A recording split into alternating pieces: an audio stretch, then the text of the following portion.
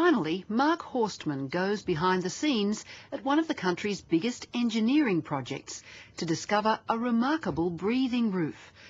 But this 21st century construction actually has its origins in a very traditional 19th century design.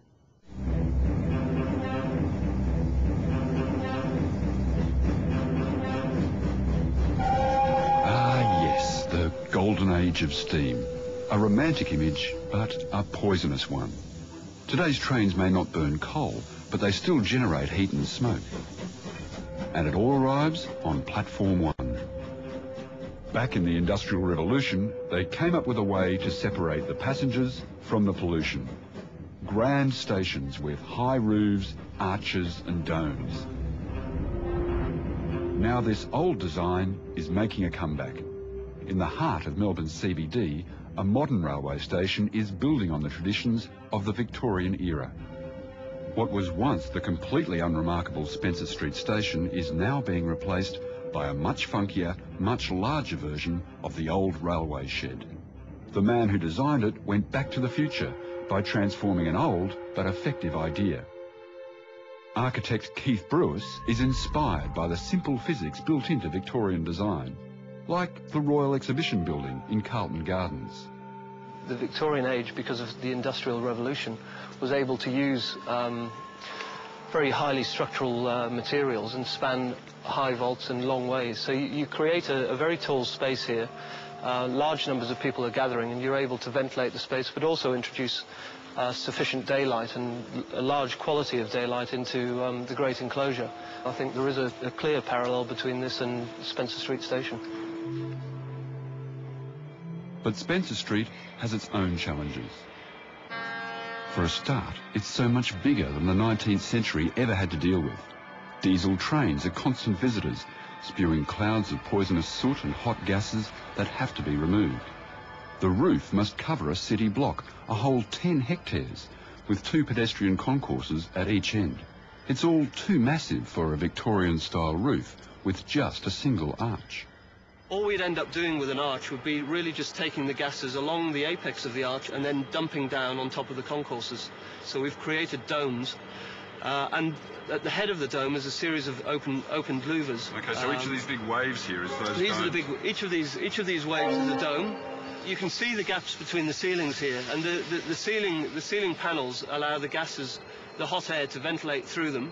And then above here will be another skin of roof, a roof sheet that goes over the top of it. There's a cavity between the two, and the hot air then tracks between this cavity and up to the very high point of the dome, up to the point here where there are louvers, and that allows the whole station to ventilate itself.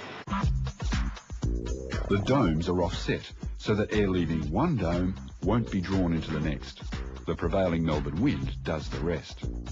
Lifting the roof off the drawing board and into the air above Melbourne's major railway hub needs teamwork from every engineering discipline.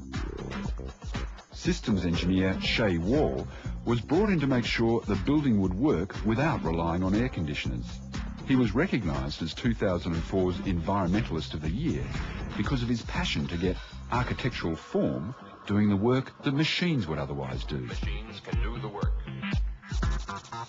For Spencer Street in particular, we looked at the ventilation as an architectural element as opposed to a mechanical element, and we looked at the natural lighting as well. They reassured us during the early stages of the project, during the conceptual stages of the project, that our thoughts were proven to be correct. We didn't actually have the luxury of time during those early stages to actually prove that the way that we thought that the roof would work.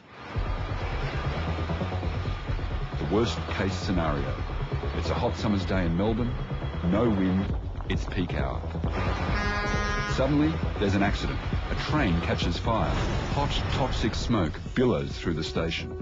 Shay Wall uses CFD, or computational flow dynamics, to reassure everybody that the design for natural ventilation will be able to cope. The exhaust gases rise up to the roof. Well, that same thing happens with a train fire, but they go there a lot faster. It's a mechanical system, generally operates at the same speed all the time. One of the nice things about natural ventilation, because it's based on real simple physics of temperature difference and buoyancy, the hotter the air, the faster it moves. So the system sort of improves its performance and works harder and harder the hotter the gases get.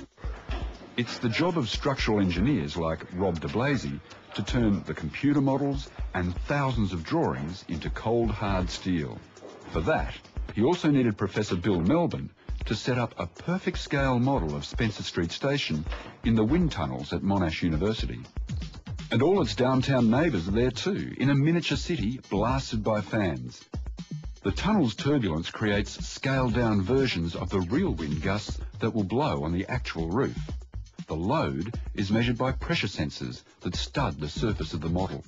It's taken up to the design pressure, which is the sort of 50 metres a second of the design wind speeds in Melbourne. They're the sort of winds that you only get once in 1,000 years in this part of the world.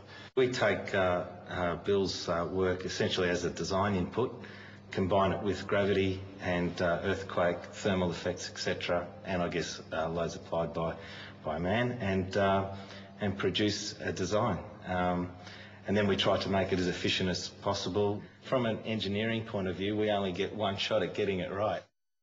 But there's one more hurdle to overcome.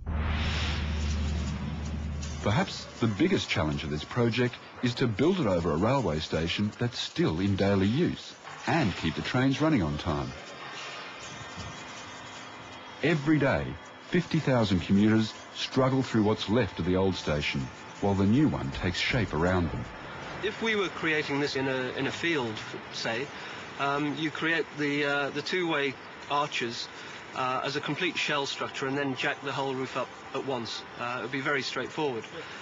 Because we're in a station, we have to create very long lines of stiff structure, which we call spine arches, which run from the north to the south of the station, and then we start to introduce the remainder of the roof after that. So you can't pull them back to pop them into place?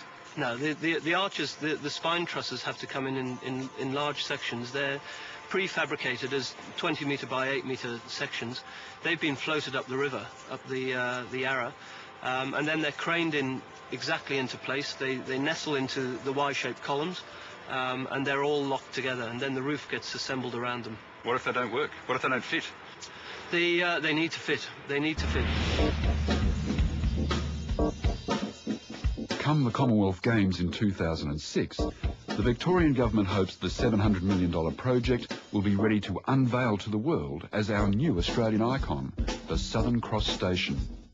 Even the Transport Minister admits it might not be completely finished by then. But from what we can see already, it's clear that engineering masterpieces are worth the wait. And you won't need to hold your breath.